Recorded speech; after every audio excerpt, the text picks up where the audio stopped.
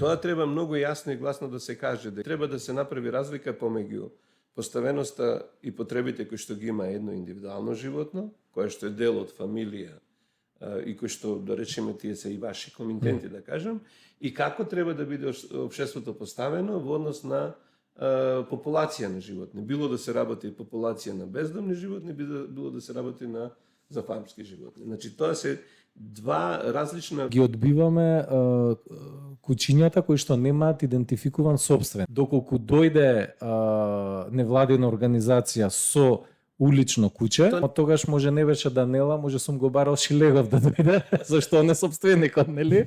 Или не знам кој бил тогаш. Правно е градоначалникот. Тоа е сумата на пари што градот ја прима. Значи, знаеме колку дава за тие угризи, например, годишно и општините, ама колку добива со тие кучиња што припаѓаат на градот, а одат во Англија, Германија и така натаму. Господине Владко Илиевски, професор ветеринарна медицина, после имаше нешто прича Загреб, па Копенхаген. Да. Па добро, ја сум дипломиран од 1991 година во Загреб и се отвори ветеринарен факултет во Скопје и одма тука се запослав. И фактички цела моја кариера професионална е поврзана со таа институција. Мислам дека причината зашто сум овде дојден е можеби една активност која што ја направив негде 2006-2007 година и бев пионер во Македонија во таа работа, односно многу интензивно се разви една научна област што се вика благосостојба на животни и таа научна област и јас како студент воопшто не беше опфатена заради тоа што беше релативно нова и за западните земји. Кај нас и воопшто не беше развивана како проблематика и имав среќа да имам добри контакти со моите меѓународни активности. Се поврзав со Кралското здружение за заштита на животни RSPCA од Велика Британија. Со нив го добив првиот проект негде 2007 година и така таа приказна после продолжи со многу сериозни институции во Европа во врска со идејата моја беше пред се да се представи таа научна дисциплина на ветеринарниот факултет. Така да негде 2010-2011 за прв пат го представивме тој предмет на факултетот. И така да сега во континуитет, веќе колку 13-14 години се предава на студентите по ветеринарна медицина. Почнавме на прва година, сега е на трета година. Така да е дисциплина која што е интересна не само во однос на професионалната фела ветеринарната медицина, интересна и за целокупното општество, заради тоа што е актуелна и заради, не знам, повеќе фактори, да речеме, ако зборуваме за Македонија, факторите може да ги гледаме од аспект на тоа што луѓето постануваат свесни за проблемите кои што настануваат за, не знам, бездомната популација на кучиња и сите тие други фактори. Мислам дека паралелно како се развиваше таа работа, да речеме, на нашиот факултет се развиваше и движењето на невладини организации во Македонија, за заштита на животни и сите тие активности кои што они ги спроведуваат, така да некако во паралела таа работа која што ја работев не беше само научно поврзана, него беше и општествено активна од аспект на интересот што се јавува во Македонија. И мора да кажам дека разбирањето за благосостојбата на животно, иако има доста разговори, размислувања, собственици на животни многу активно по социјални мрежи споделуваат мислење, многу малце има вистински, да речем, научни сознанија што е всушност тоа благосостојба и што значи тоа и за самите животни, и за самото општество, и за тоа има простор за огромна работа.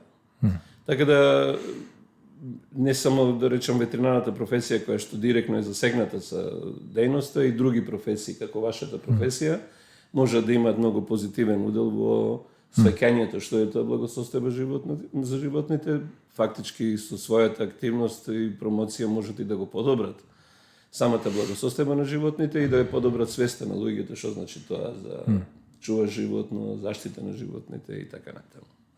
И тоа ми беше една од првите забелешки кога се запознавме, викам, ама сме имале ваков експерт со меѓународен габарит.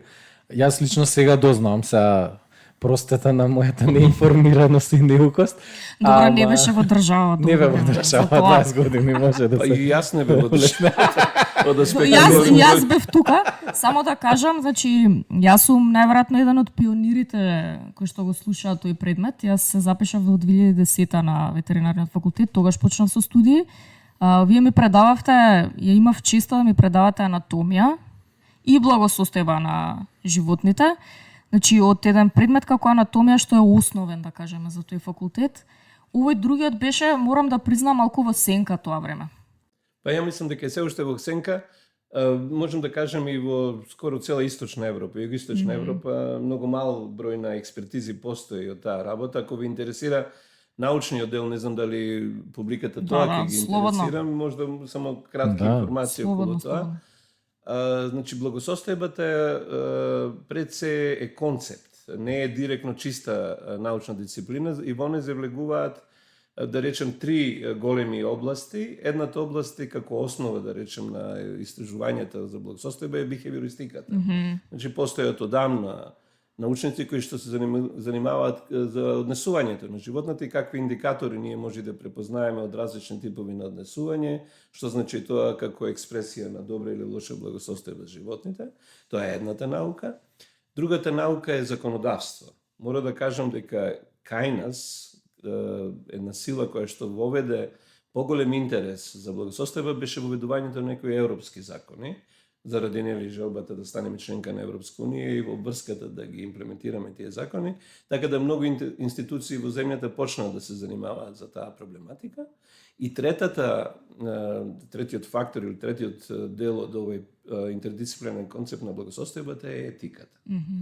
Значи, ние треба да бидеме свесни дека во нашето општество етиката, а и не само во нашето, и во западните општества, представува делот каде што ние полека стануваме свесни дека односот кон животните не прави и нас подобри луѓе, етично светсни луѓе за не само за состојбата на животните, него и за состојбата на меѓучовечките односи.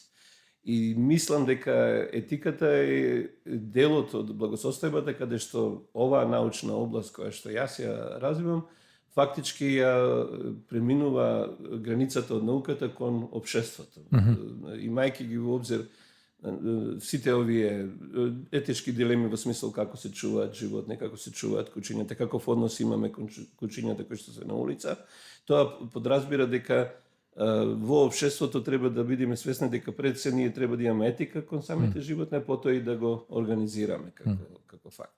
Во однос на она што рековте за габарит научен и сите тие работи, она што можам да кажам дека е моја, да речем, лична, не знам, сатисфакција во смисол на тоа што се занимавам со оваа проблематика е тоа што во 2014-2015 година станав специјалист на Европскиот колеж за благосостојба на животни, етика и законодавство, колеж признаем од Европската унија, и со таа специјализација фактички мене ми се возможи да имам позиција на визитинг професор на поголем дел, да речем од регионов факултети, каде што се обидувам сета таа идеја да ја ширам и на тие факултети.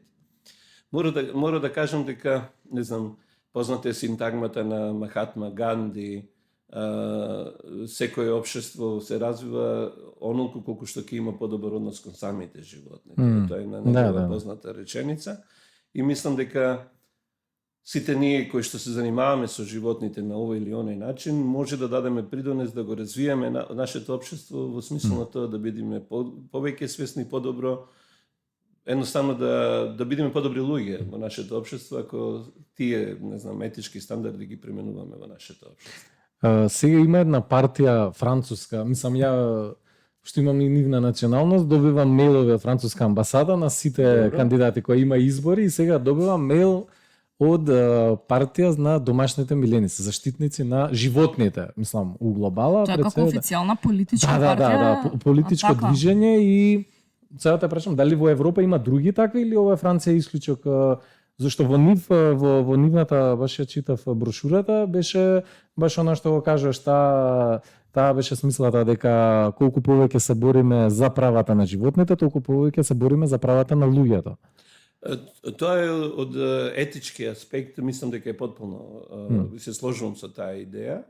дека што повеќе сме свесни за самите животни и за нивната состојба, стануваме свесни за состојбата во која што луѓето живеат. Но мора да кажам дека во Европа постојат, ако ги групираме сите тие невладини организации, политички движења или издруженија, кои што се на известен начин промотори на идејата за благосостојба животните, се поделени во две главни категории.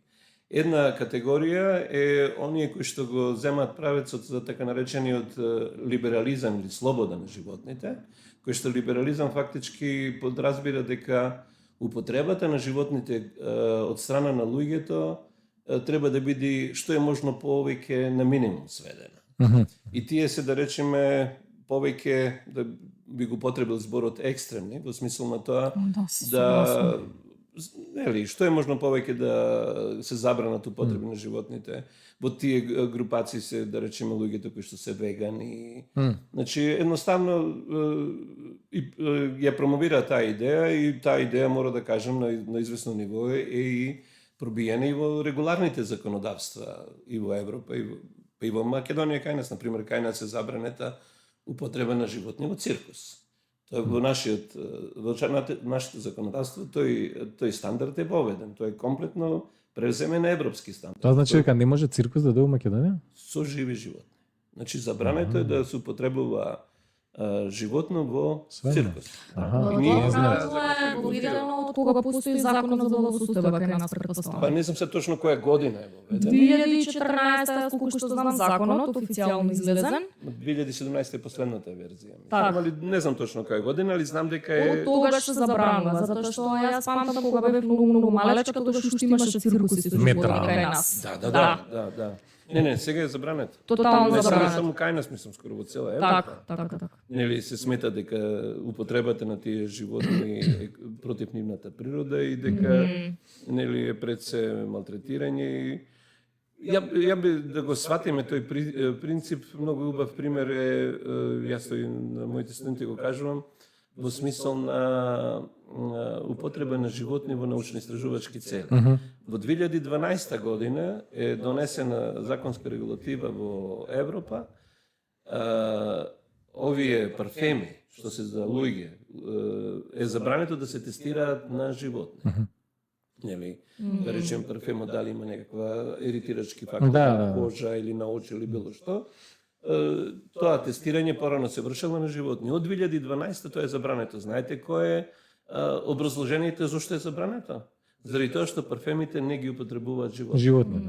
Значи, и јас лично и како научник од таа област повеќе сум јас сакам ова или ја поштом и ја пратам ова синтагма дека животните ние имаме право да ги употребуваме и треба да ги употребуваме како домашни миленици, како дел од светот во кој што живееме, али таа употреба треба да биде базирана пред се етички принципи, затоа кажав дека етиката е многу битен бит, треба да биде базирана врз законски принципи, да се одреди во закон од каде до каде ние може да го употребуваме и треба да биде базирана до онај степен и онај ниво се додека не се наруши благосостојбата на животот. Значи ние, јас лично сметам дека треба да ги имаме животните заедно со нас како партнери, како домашни миленици, да не ги зборувам бенефитите зошто да ги имаме домашните миленици, али нивната употреба треба да биде поставена во рамките на она што пред се до оној момент додека не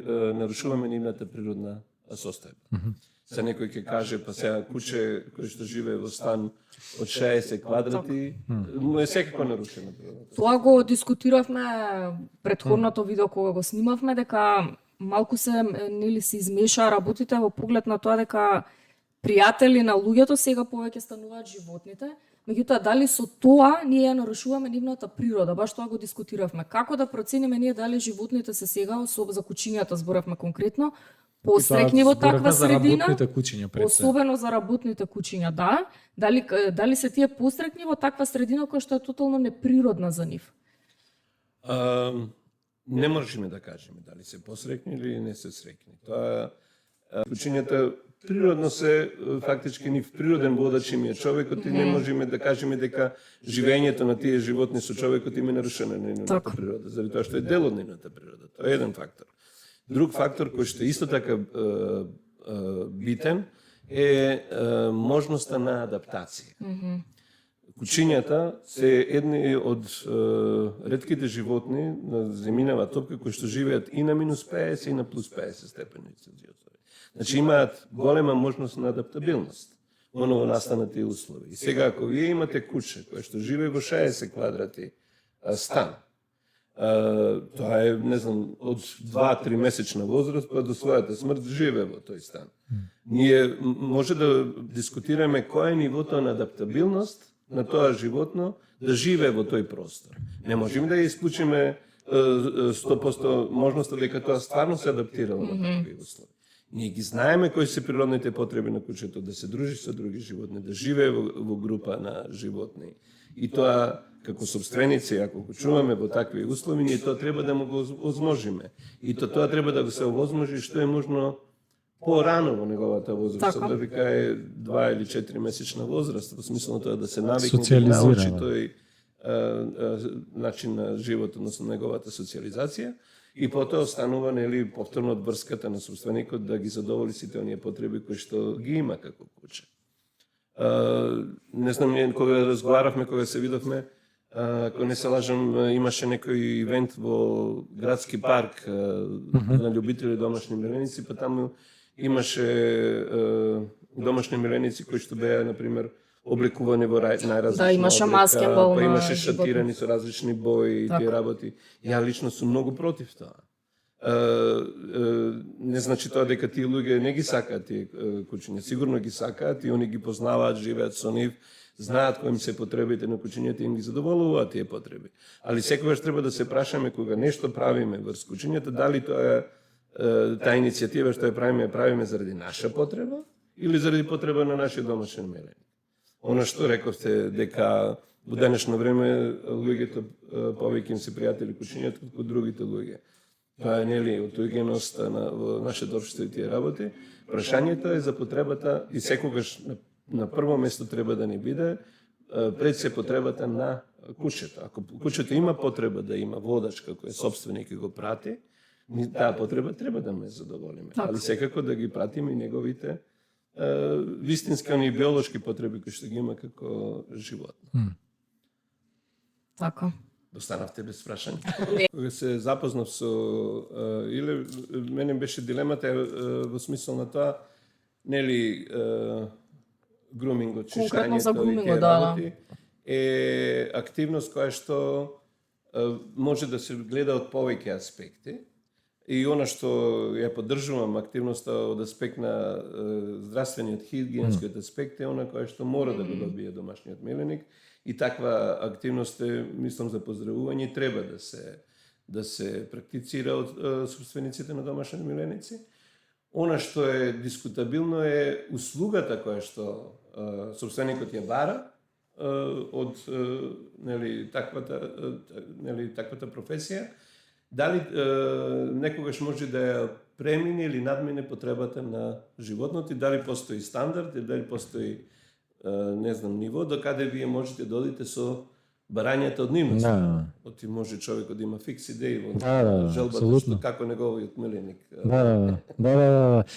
Апсолутно, мислам, тоа е целта на стилисти за миленици, стандардот на занимање стили за домашни миленици е баш напротив да се има еден однос кон кучето, кон работата, кој што пред се ќе го презервира не само природниот изглед на кучето, туку и неговата фактичка состојба во поглед, например, на состојбата на крвното. Доколку крвното е заплеткано, има единствен начин, тоа е да се избричи, да се ишиша, да се оди со висина на ножет доста длабоко, значи да се лизга по кожата, за да се отстрани целото крзно кое што е заплеткано и кое што не дозволува напорите на кожата воопшто да дишат. Не пенетрира ниту вода, значи капка, не капка, туку повеќе капки вода да ставите, нема да пенетрира до кожата. Значи кожата ќе остане сува и тоа е гнездо исто така и на надворешни паразити и така натаму.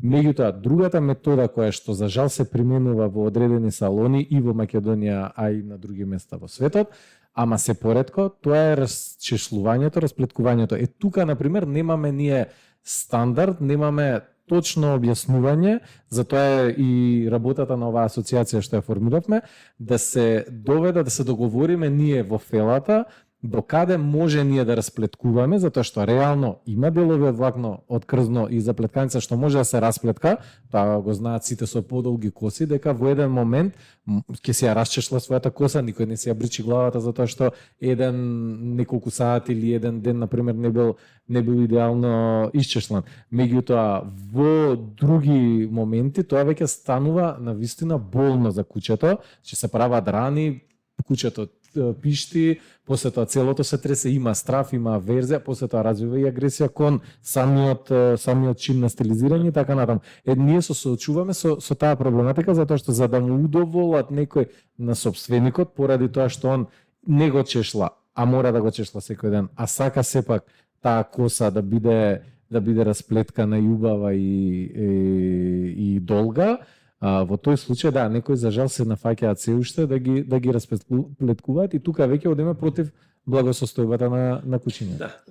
Да, мислам дека е многу битно, еве како јас и можеби затоа и прифатив да дојдам да бидам дел од овие ваши активности, затоа што и еден сегмент од она што ние го зборуваме заштита и благосостојба на животните, го имате и вие, ова што кажа, и мислам дека ако зборуваме за здружение свесно во однос на заштита на животните и благосостојбата нивна, можете да дадете придонес со тоа што ако се јавно покажат проблемите кои што настануваат од нестручна апликација, од нестручни давање на услуги, да едноставно вие имате еден систем на стандардизација кој што би можело да се заштити вашата услуга од тој аспект. Ние ветеринарите исто така го имаме тоа како професија, заради тоа што и нашата професија е услужна професија и ние се среќаваме со интервенции на миленици врз основа на барања од сопственици. И тука нашата професија се јавува повторно како проблем од аспект на етиката, како етичка дилема. Ако дојде собственик во ветеринарна амбуланта и гледа ветеринарот дека куќето има рани од борби на кучиња, знаеме дека тоа е забрането, се поставува етичкото прашање дали ветеринарот треба да даде таква услуга од аспект на тоа што кучето има рани кои што може да бидат смртни за него и тоа не би требало да биде дилема дека треба да се даде услуга. Дилемата е од аспект на тоа дали собственикот кој што го донесол тоа куќе треба да биде пријавен во надлежните органи за да се земат соодветни мерки врз тој собственик. Така да тоа се работи кои што доколку свесно ја обавуваме нашата професија, може да даде придонес во општеството за да се подигне нивото, нели, од аспект на етиката и свеќењето што значи благосостојба. И сега јас морам да кажам дека враќајќи се назад од прилика во тие години 2013-14, кога повеќе се актуализира терминот благосостојба на животните, општо се слуша повеќе кај нас, во исто време почнува да се уват првите груминг салони тука во држава и првите здруженија за заштита на животните. И сега кога сме кај здруженијата за заштита на животните, конкретно имате сигурно повеќе искуство, имаме и ние, бидејќи сме во тој круг. Дали сметате дека во некои сегменти тука се надминува границата? Буквално. Во сегментите за нарушување на природата на животните. Од аспект на активностите на невладините организации? Да. Па видите, ја исто имам искуство од кога почнав со оваа проблематика се занимавам. Бидејќи некако заедно се јавува тоа, се заедно како што кажавте, благосостојбата се актуализира, се јавуваат здруженијата, почнуваме и повеќе да се грижиме за милениците. Меѓутоа сега имаме една страна на здруженија заштитари на животни кои што на вистина нели му помагаат на некој начин општеството, да кажеме, меѓутоа имаме и друга група која што, како што кажав, најбуквално некои одредени граници се надминуваат. Види, многу е битен мотивот. Така. На секој човек поединец, зошто се зачинува во такво здружение. Ако направите анкета, нема кој да нема да каже дека мотивот ми е љубов кон живот. Тоа е факт. И сега, ако правев јас една анкета пред известно време заедно со студенти, имавме некоја презентација понатаму таа анкета во смисол на тоа како ги сваќаат собствениците овие тие животни. Имав едни прашања кои што вака беа доста провокативни од аспект дали вашиот миленик го сакате повеќе отколку член на вашето семејство. Така да, или да речеме, дали го сакате вашиот миленик повеќе отколку вашето дете. И имаше многу интересни одговори. Јас негде околу 5% од преку 250 одговори имав на тој прашаник, 5% од испитаниците рекоа дека повеќе го сакаат нивниот миленик отколку нивното дете. Што е вака како ние ги сваќаме односите помеѓу луѓето, е шокантно вака јавно да го тврдите. А потоа кога ќе прочепкате малце во тие прашалници, онда ако му поставите прашање на истиот човек, ако се најдете во ситуација да, не знам, има пожар, има поплава и да мора да интервенирате, кого прво би го спаселе, вашето куче или вашето дете? И онда тогаш има добивав одговори, па ова е несоодветно прашање. Па ме разбират. Так. Значи сакам да кажам дека генералната перцепција, оно што почна да го кажам, мотивот е љубов кон животните. Али тоа е некако на одредено, сега не знам кој збор да го потребам, површинско ниво, во смисол на тоа, го сакам кучето, го чувствувам како дел од мојата фамилија, али ако почнеш подлабоко да размислиш, веќе полека гледаш дека се станува дистинкција.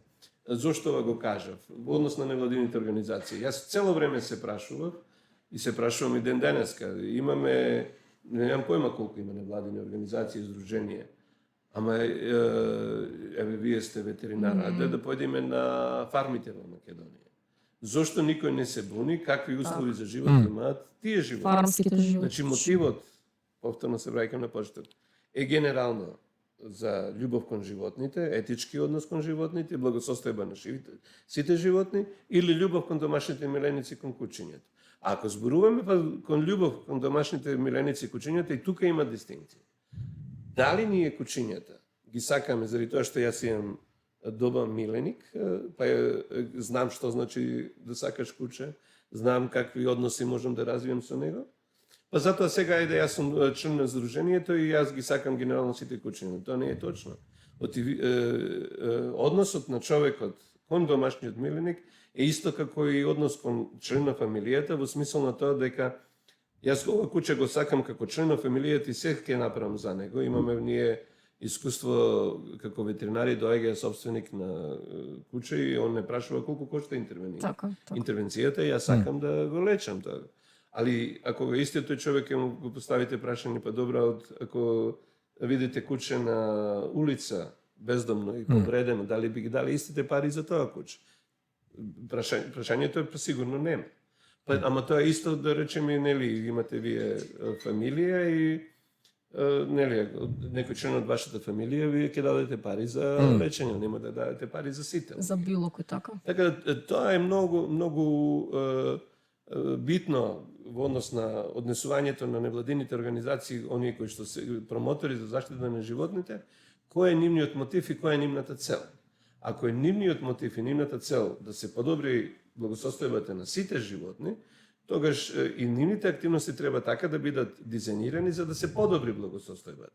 Она што преска го кажував, било да се подобри од аспект на законски заштити кои што може да се воведат во државата, било да е за фармски животни, домашни миленици, или пак од аспект на развивање на свеста на општеството, да се подигне етичката свест и нивото на сваќањето за потребите на благосостојбата на животните и тоа да се подобри преку, не знам, кампањи, едукација и тие работи. Ако ќе видам јас невладини организации кои што стрикно се фокусирани само на одредена категорија на луѓе, на животни, како што е примеров однос на бездомната популација на кучиња. Ја мислам дека не знам дали постои, може да грешам, невладена организација која што се грижи за благосостојбата на фармските животни во Македонија. Ја мислам дека Јас не. не сум Ја не сум запознаена. ни слушнал Значи изјава дека- некоја во таа Да. насока. Океј, тогаш ќе кажеме дека Освен, овие извинете, дека нормално се тие се залагаат за веганизам, како и да е повеќето тоа што го спомнавме, нели, неискористување на фармските животни. Меѓутоа, од Има друга такви, страна, па доаѓаме до тоа дека доколку за ништо тие не се користат, веќе нема ни да се одгледуваат. Нормално, на некој начин ќе се намали нивната популација, тоа е фактот. Да. Фактот е дека, нели, овој број на животни, причината се луѓето што ги има. Не, идејата ми е дека јас многу ценам дека некој сака од своето слободно време да го посвети на заштита и благосостојба на животните. Тоа е стварно хумано и етички високо ниво. Она што треба да се разговара во нашето општество, нели, обично тие невладени организации се доста и бучни, и, Да. нели, по телевизии, Така да. сите тие работи, што е дел од нивната активност и тоа е окей. Но она што треба да биде пред се расчистено е во смисол на целта и мотивите за сето тоа да се направи. Ако еден од основните проблеми кои што настануваат како конфликт во нашето општество е, например, радикалните ставови кои што ги имаат тие невладени организации, апропо да речем и ветеринарната професија и другите професии од аспект на тоа дека ние сме хумани, ние ги сакаме животните, вие не сте хумани, вие сакате правите бизнис или Да, само вршите да масовна заработите, евтаназија да. и сите тие работи. Тоа треба многу јасно и гласно да се каже дека кога се дава некаква законска регулатива, поставеност на работите во однос на животните, треба да се направи разлика помеѓу поставеноста и потребите кои што ги има едно индивидуално животно, кое што е дел од фамилија и кои што, да речеме, тие се и ваши комитенти, да кажам, и како треба да биде општеството поставено во однос на популација на животни. Било да се работи популација на бездомни животни, било да се работи за фармски животни. Значи, тоа се два различни пристапи кои што луѓето ги имаат кон животните. И тие пристапи треба јасно да бидат поставени. Не знам, еве прашање до вас. Ако ви донесе собственик куче од улица, на шишање, Да. која е вашата реакција? На третман. Вака се, да. Ние генерално ги одбиваме кучињата кои што немаат идентификуван собственик. Многу е важно за нас да разговараме со собственикот на кучето, затоа што работиме баш на тоа што кажавте, индивидуален пристап кон кучето кој што живее во фамилија, во семејство, и работиме со тие собственици. Ете, делум на благосостојбата, нели, бидејќи разговараме како да го одржува крзното, како да одржува целосно хигиената на неговото куче. Доколку дојде невладина организација со улично куче, Тоа не ви се случило да се. ми се случувало у почетокот, само тогаш може не беше Данела, може сум го барал Шилегов да дојде, зашто не собственикот, нели? Или не знам кој бил Така, тогаш. правно е градоначалникот, да. Да. И после баш си го поставував тоа прашање пред некој ден. Ете, знам дека градот плаќа. Са вие не знаете да ми одговорите, да предпоставам на тоа прашање, ама ете прашање за воетерот да отиде. За јавност. За јавноста. Дека градот плаќа, нели, доколку не гризне куче, плаќа градот како собственик на тоа куче поради тоа што ни нанел штета од неговиот субјект, да кажеме, зашто претпоставам дека таму им се задолжени како предмети, затоа што мислам дека уште не им се веќе внесени. Знам за МВР дека се како предмети, не знам во градот како се водат, али друго ми беше прашањето, дали кое, па ќе кажам, може да е моје незнање, ама која е сумата на пари што градот ја прима? Значи, знаеме колку дава за тие угризи, например, годишно и општините, ама колку добива со тие куќиња што припаѓаат на градот, а одат во Англија, Германија и така натаму, бидејќи тие се негова собственост. И градот како град, ги извезува тие Градот куќиња. убав. Градот убав, па ќе никне. Токму така. Ги извезува тие куќиња, ама кој е приливот на пари од тие куќиња што ги продава градот? Бидејќи на Google ја кога пишувам how much stray dog from Macedonia, Google, значи алгоритмот толку веќе е разработена таа шема на продажба на улични куќиња, што Google ми пишува 500 евра. Google ми одговара. Викам, Значи браво, тоа е просечна цена некоја. Да, значи веќе си има и цена. И тоа е, мислам, ете едно затоа, мислам, апропо мала дигресија. Не, добро е тоа, само ја како професор морам 45 минути да земам збор, така сме научени овие ние. Кажав нели на почетокот дека концептот на благосостојба е составен од 3 дела. Самата благосостојба, ова што реков, имаме право да ги употребуваме до нивната природна состојба, потоа е етиката, третиот дел е законодавството. И ова сега ти го начна токму тоа како основа на организирањето на општеството во однос на животните. Европска унија има подпишано Лисабонски договор од 2009 година, во кој што Лисабонски договор, тој Лисабонски договор е предвидено еден ден, ако постане Европска унија федерација, да биде устав на таа една Европска унија. Во член 13 на тој Лисабонски договор стои дека животните се чувствителни суштества. Значи, суштества исто како луѓето, способни да чувствуваат радост, среќа, тага, болка и така натаму. И сега врз основа нели на еден устав се диригираат сите закони. Ако строго се прати таа одредба во тој Лисабонски договор, тогаш ќе се постави прашање, добро, ако тие чувствуваат радост, среќа, како тогаш ние имаме право со нив да тргуваме? Нели? Основата е дека во законодавството, не само кај нас, него и во Европска унија, па и во целиот свет, е дека животните, заради тоа што се дел од нашето општество, се третираат како собственост. Оно што кажа ти едноставно како предмети. Значи, на таа собственост, кучето, правно во нашето општество е регулирано дека оној кој што е собственик на тоа куче, ги има правата и одговорностите врз тоа куче. Например, овде како имаме некакво куче, ако донесе моето куче и овдека направи огромна штета, формално правно таа штета јас треба да ја платам, заради тоа што мојата собственост направила штета. Токму затоа, да речеме, и бездомните кучиња, за да влезат во правната рамка, се третирани како собственик на градот, заради тоа што градот е одговорен за безбедноста и јавното здравје на граѓаните кои што живеат во таа општина. Значи, тоа е едно ниво. Дигресија мала, само да ви кажам дека заради тоа што луѓето своите миленици не ги третираат како собственост, ги третираат како членови на фамилија. Вие сите ваши комитети тоа го гледате, сте свесни.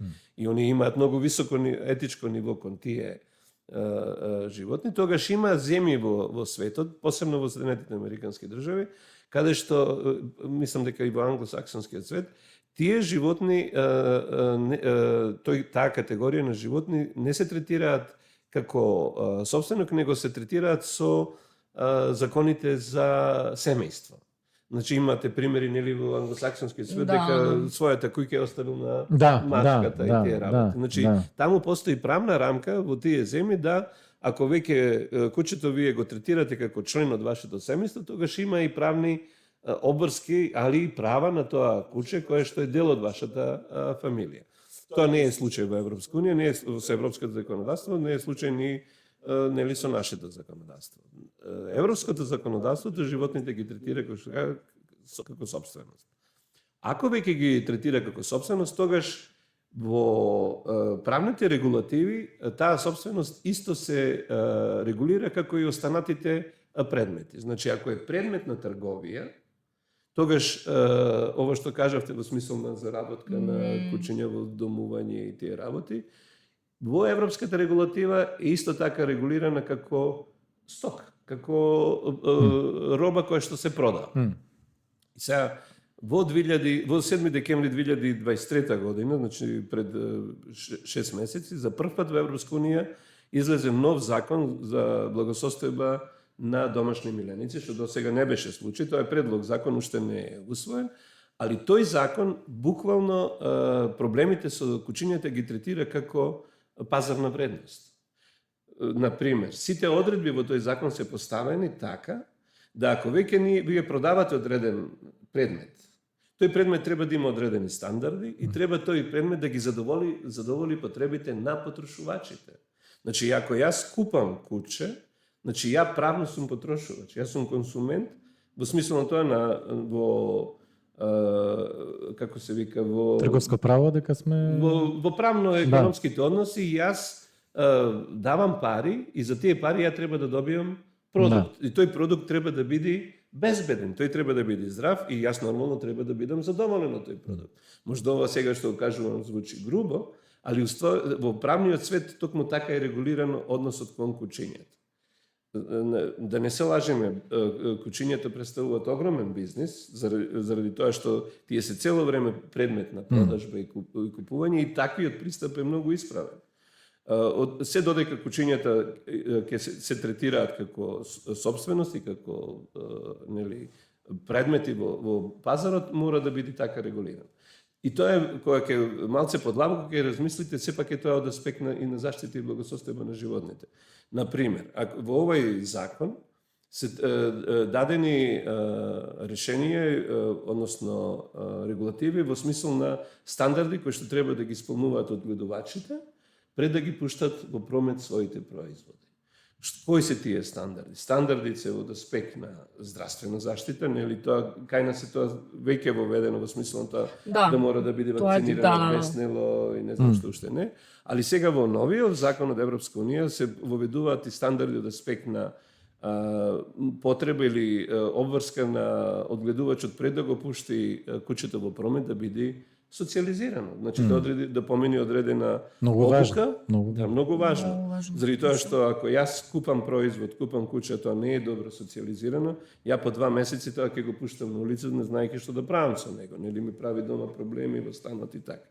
Значи таа регулатива е сега излезена и фокусот фактички на законските решенија што се дадени во таа регулатива е свртена не кон бездомната популација, свртена е кон собствениците. Значи, и тоа е, да речеме, препорака во нашето општество, да во иднина што повеќе ние се фокусираме во смисол на стандардизација, регулирање на правата и обврските кои што собствениците ги имаат врз домашните миленици, бројот на бездомни кучиња ќе се намали. Огромни пари, што кажавте, има не знам колку години уназад во смисол на програмата залови, кастрира и пушти на улица, па напади на кучиња и во општините се потрошени огромни средства без никакви ефекти. Да.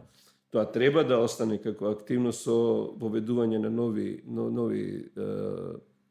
правила и за тоа имам напишано еден дел од стратегијата која што излезе во комората, токму ја го пишува во смисол на тоа да се воведат мониторинг и евалуација на успешноста на интервенциите, али фокусот во нашето општество треба да се усмери кон собствениците и кон домашните миленици како извор на нови кучиња.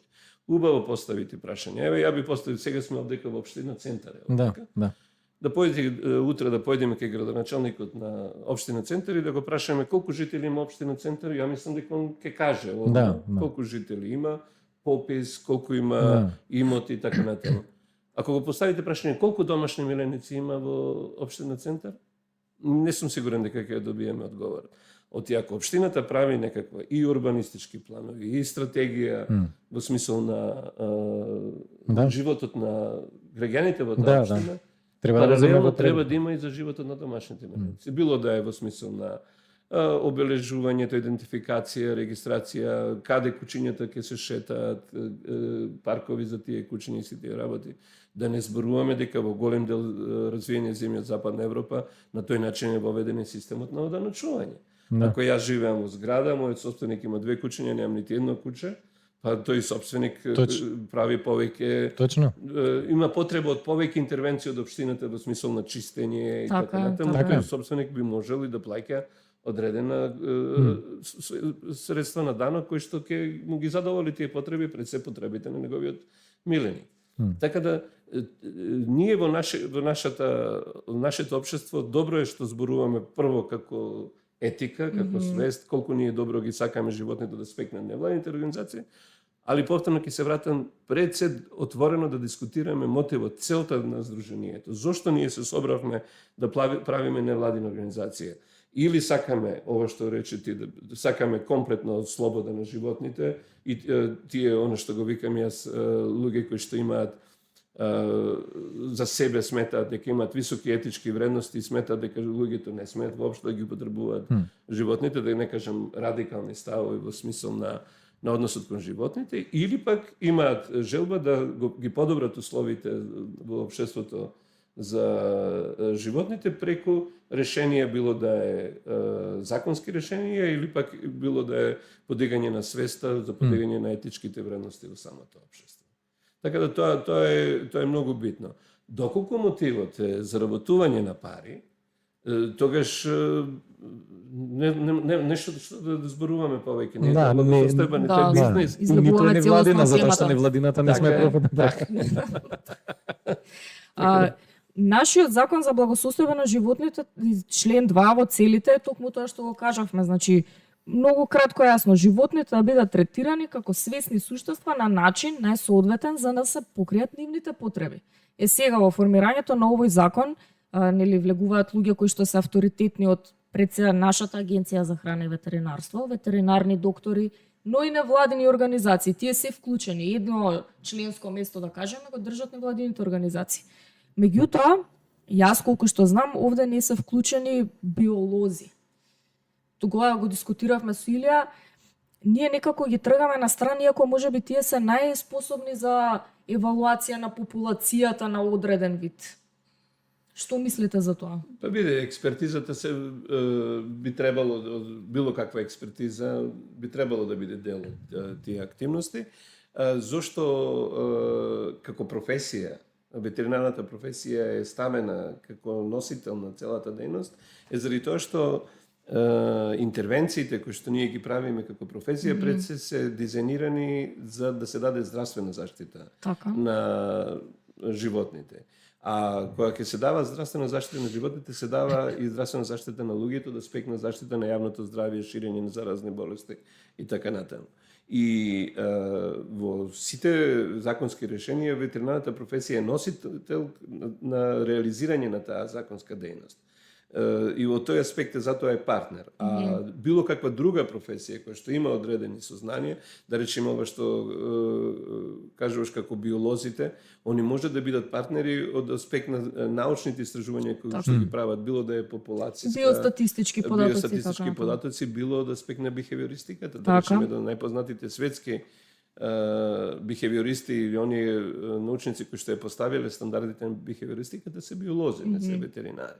Така да они имаат експертиза, али експертизата може да биде инкорпорирана на индивидуално ниво, во смисол на тоа некој кој што стварно ја работи таа проблематика да биде дел од, не знам, пишување на стратегија, законски решенија и така натаму, али како професија е ветеринарната професија таа која што е така да кажам, ајде на браникот на она што представува борба за заштита на здравјето на животните и заштита на јавното здравје.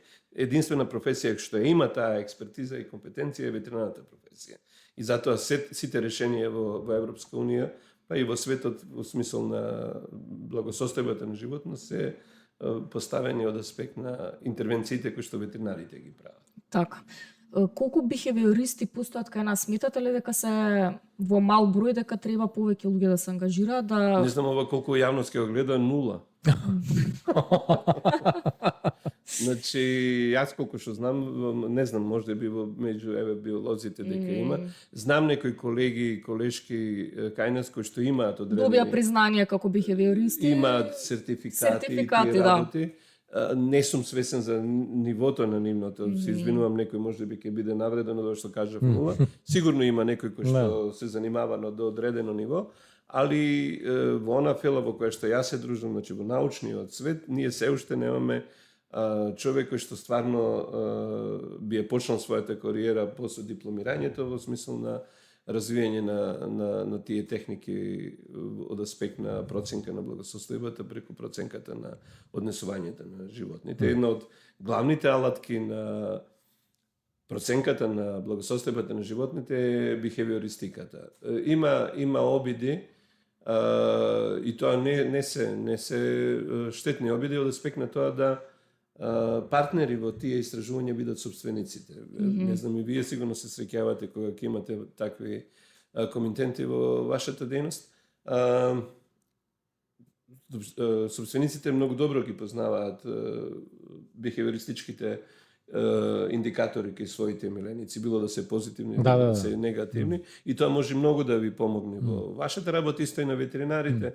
Една од задачите на ветеринарите кога ќе дојде собственик со куче и има некакви бихевиористички проблеми, постојат одредени протоколи кои што би требало протоколите да се реализираат додека собственикот го наблюдува и го мониторира својот миленик, да речеме, од период на недела дена, па потоа со резултатите од тие испитувања во смисол на мониторирање на однесувањето, доаѓа кај ветеринарот за да видат какви решение може да се дадат кај тој собственик. Во Македонија, да речеме, нема таков специјалист ветеринар кој што би отворил клиника и кој што клиника би била строго специализирана за пореметени однесувања кај домашни миленици. Јас сигурен сум дека такви проблеми има.